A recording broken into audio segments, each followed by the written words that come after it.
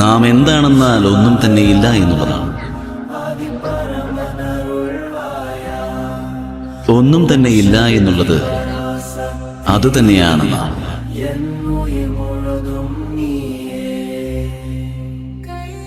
അനന്തകാലങ്ങളോളം ഏവരും ഇക്കാര്യം സ്മരിക്കേണ്ടതാണ്.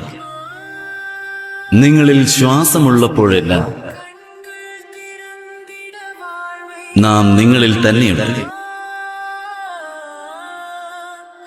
നിങ്ങളിൽ ശ്വാസമില്ലാത്ത ആ ക്ഷണം മുതൽ നിങ്ങളെല്ലാം നമ്മിലുണ്ടായിരിക്കും.